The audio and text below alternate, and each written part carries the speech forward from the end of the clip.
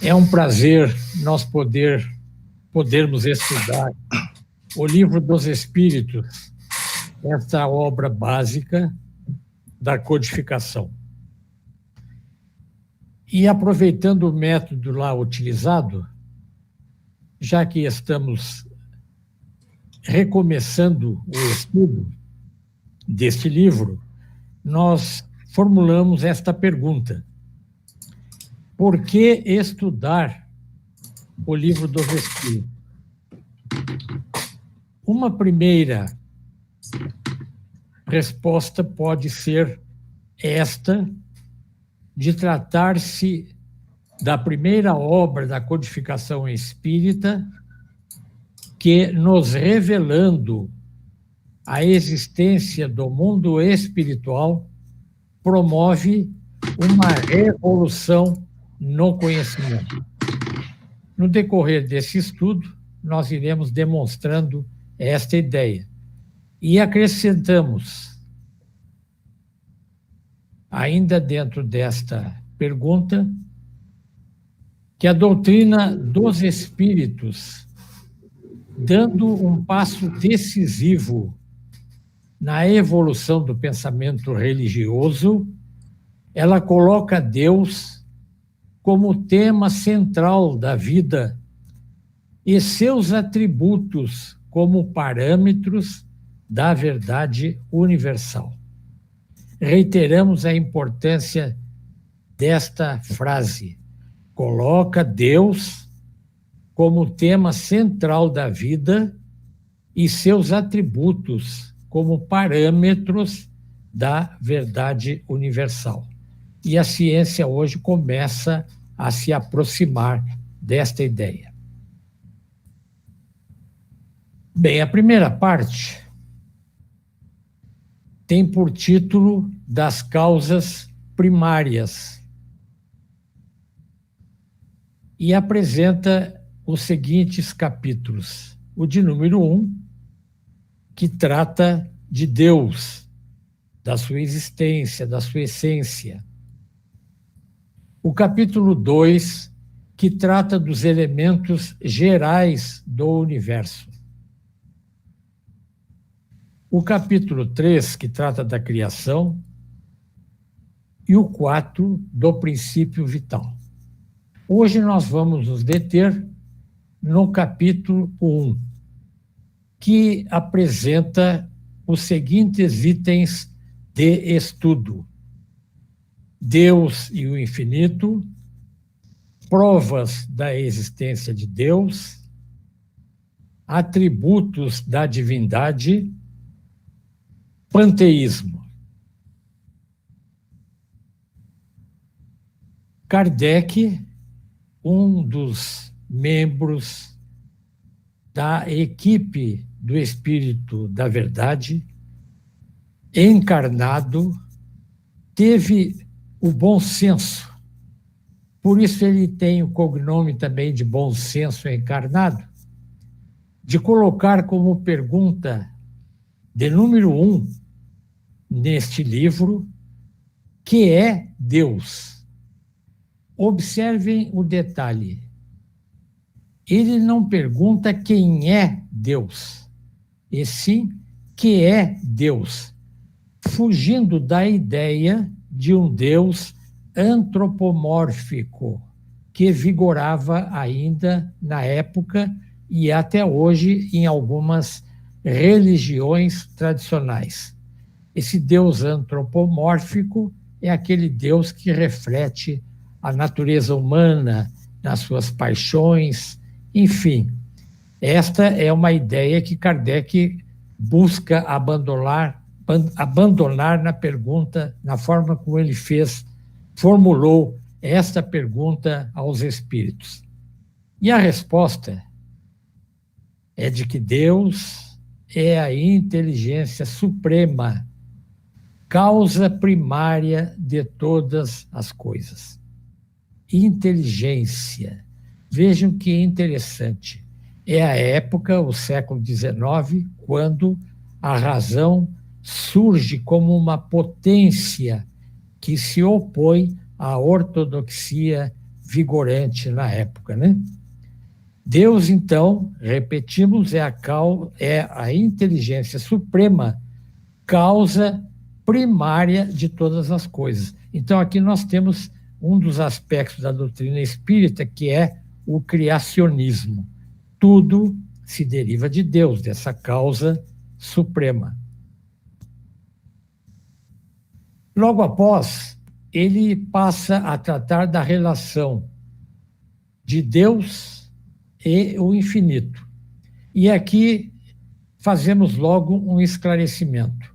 Não se pode confundir Deus com o infinito, e o infinito não é Deus, mas há uma relação.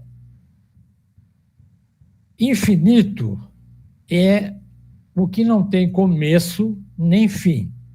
E, nesse sentido, Deus se enquadra nessa categoria. O infinito é o desconhecido.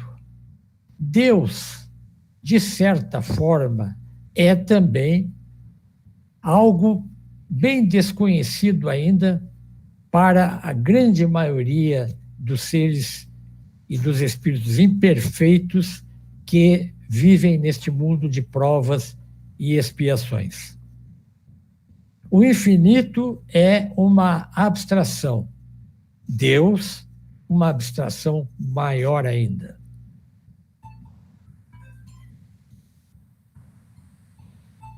Deus é infinito em suas perfeições. Esse é um ponto muito importante dos atributos de Deus que nós vamos aprofundar um pouco mais adiante. Quais as provas que nós temos da existência de Deus? Uma dessas provas é intuitiva, no sentido de que nós sentimos Deus, percebemos a existência de Deus, não podemos viver sem Ele, nós dependemos dele na nossa insignificância. Deus nos sustenta, é a base da nossa vida, é a base de tudo o que existe.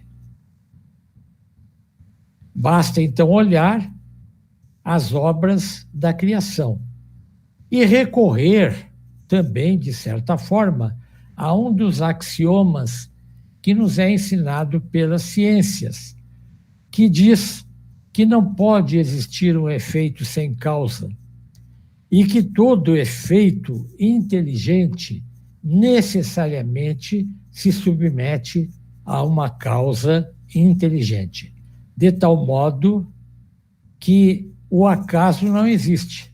Por sinal, um filósofo importante, Augusto Comte, positivista, ele dizia, já de certa forma profetizando a evolução da ciência, dizia ele que o acaso é um conjunto de leis desconhecidas, e estas leis começam a ser explanadas, esclarecidas para nós a partir do Livro dos Espíritos, quando coloca para nós as leis naturais ou as leis divinas. Não há, portanto, efeito sem causa. Procure, então, a causa de tudo, que não é obra do homem, e a sua razão responderá. Deus está por trás desta magnífica obra que é a sua criação. Sobre a natureza íntima de Deus, sobre a essência deste ser, nós podemos compreender a Deus, podemos compreender a sua natureza, podemos sequer investigar a respeito no atual estágio de evolução em que nos encontramos na condição de espíritos imperfeitos. Dizem os espíritos, respondem lá em O Livro dos Espíritos, que não é possível, porque falta-nos o sentido para tal finalidade. Os 5 sentidos, todos nós conhecemos, não preciso aqui repetir. Poderia acrescentar a existência de um 6º sentido, que é o da mediunidade, sobre o qual nós já temos algumas notícias. Mas este conjunto ainda não é suficiente para penetrar este mistério maravilhoso que é Deus. Dizem os nossos amigos espirituais que quando o homem, pela sua perfeição, se houver aproximado de Deus, ele o verá e o compreenderá. Aproximar-se de Deus não é nada fácil. É preciso muito estudo e muita vontade de agir. Estudo para conhecer as leis naturais, as leis de Deus, e vontade de obedecê-las para ser feliz. E felicidade todos nós almejamos, não é mesmo?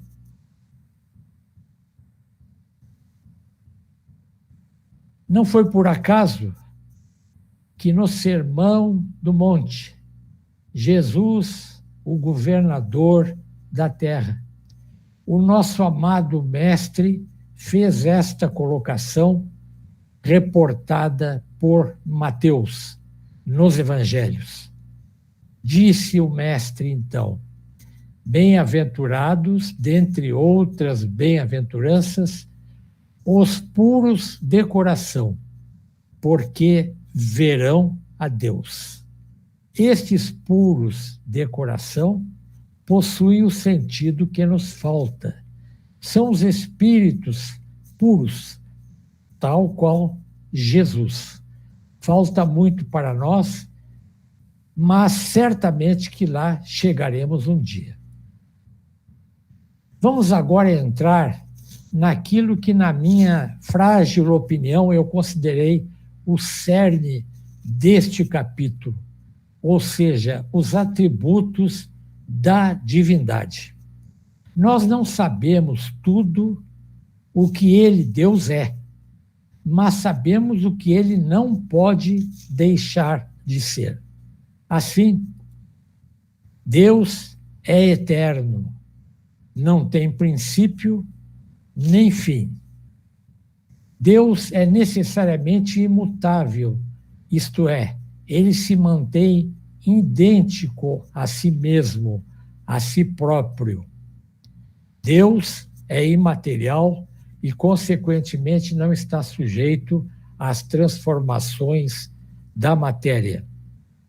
E é único e onipotente. Este é um ponto muito importante, porque nenhum outro poder no universo, ou se preferirmos no multiverso, pode se opor a ele. Não existe, portanto, uma potestade do mal capaz de se opor a Deus, à sua luz, ao seu magnífico poder. Deus é soberanamente justo e bom. Observem aí a lógica desta colocação. Deus é justo, e nós diríamos, então, antes de ser bom, apesar de que nós podemos admitir que é concomitantemente bom. É uma maneira de utilizar as palavras, mas é tão interessante essa questão da justiça que hoje nós clamamos por justiça no mundo. E o estudo da justiça divina é desenvolvido, é aprofundado por Allan Kardec na obra que trata justamente da justiça divina, ou seja, o céu e o inferno, que é o 4º livro do Pentateuco, aliás, o 5º livro do Pentateuco kardeciano. Mas vamos continuar. Deus, então, governa o universo através de leis sábias e imutáveis, que são de duas ordens: as leis físicas ou materiais e leis morais. As leis físicas, nós as conhecemos. Por exemplo, a lei de gravidade. Convivemos com ela no nosso cotidiano. As leis da biologia, as leis da química. E as leis morais, que são também leis divinas. É importante entender isso.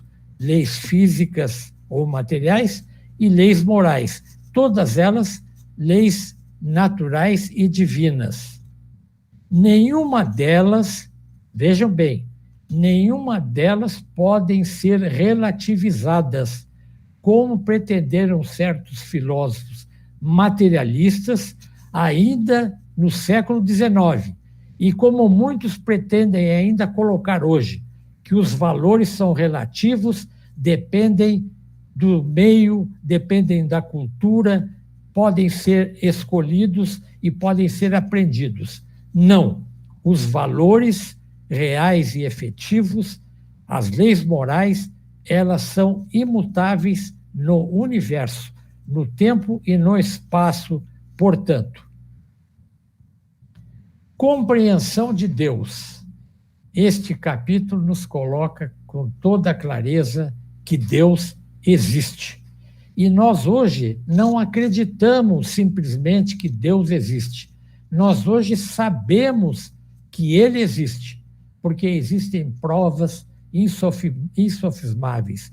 E a mais recente é a descoberta da... Eu havia anotado aqui para não me esquecer. A decodificação do genoma humano, que demonstra uma engenharia biológica extraordinária. Toda a história da evolução do ser ali se encontra. Por isso é que dizemos também que a doutrina dos espíritos, além de ser criacionista, por acreditar que Deus é a causa primeira de todas as coisas, ela é evolucionista também, porque se verifica que na criação de Deus nada está pronto. Ele coloca as bases e essas bases vão evoluindo através da lei do progresso, através da lei do trabalho e das outras leis morais que são estudadas na terceira parte do Livro dos Espíritos. Disso, então, não podemos duvidar, ou seja, não podemos duvidar da existência de Deus. É o essencial, nos recomendam os nossos mentores espirituais, lá no texto do livro, de que não precisamos ir além disso. Por enquanto, na nossa condição de espíritos imperfeitos ainda. Compreender Deus é querer penetrar no que é impenetrável, dizem eles, e acrescentamos, seria querer compreender o que é incompreensível à luz da razão no estágio atual em que nos encontramos. Compreender a nós mesmos será mais útil, de acordo, inclusive, com a colocação que nos é feita por Sócrates, cerca de 500 anos antes de Cristo, de que devemos nos ocupar em conhecer a nós mesmos. Deus se revela, então, através de suas obras. E, nessa altura, nós podemos começar a encaminhar as conclusões desta rápida abordagem, que é mais um convite, um start para que estudem com todo o carinho, com toda a devoção, este monumental capítulo do Livro dos Espíritos.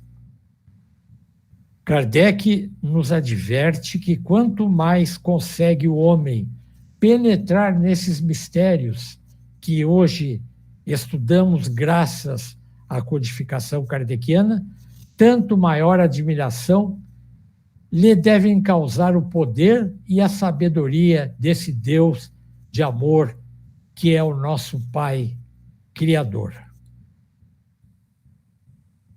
Conclusão, então, retomando aquilo que nós falamos no início.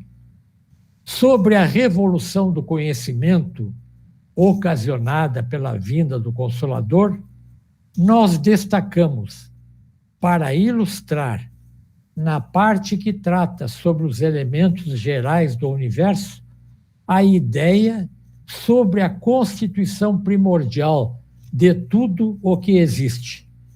Deus, espírito e matéria.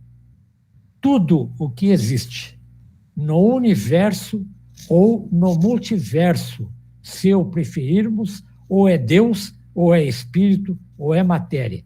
E hoje a ciência se encaminha para esta ideia da existência de um ou mais elementos primordiais, muito além, no passado, no início, na origem daquilo que hoje nós conhecemos, por exemplo, na tabela periódica dos elementos. Sobre a natureza de Deus, o Espiritismo mudou a concepção de um Deus antropomórfico, de um Deus vingativo, de um Deus dos exércitos, de um Deus que tinha lá os seus protegidos e que não levava em consideração a todos, como faz o Deus que nos é ensinado pela doutrina dos Espíritos. Um Pai amoroso, justo e misericordioso, que cuida de todos os seus filhos, conduzindo-os com segurança, para que um dia sejam felizes e possam entrar, então, a usufruir a felicidade perene dos espíritos puros, daqueles que, através do seu esforço e do seu mérito, obedecem e retornam à casa do Pai como filhos pródigos que somos. Sobre os atributos de Deus como parâmetros da verdade, podemos nos valer aqui de exemplos de cunho moral, embora pudéssemos recorrer também a exemplos de natureza científica. Mas vamos ficar aqui apenas com aqueles de cunho moral. A existência, por exemplo, de penas eternas não se compadece com os parâmetros da verdade.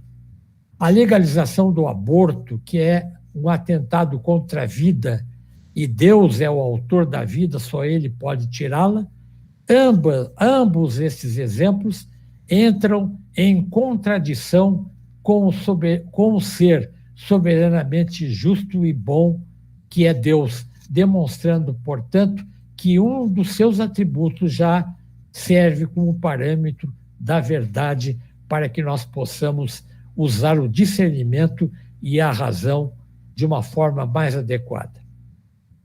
Era isso, meus bons amigos, que nós precisávamos apresentar aqui. Agradecemos pela atenção de todos.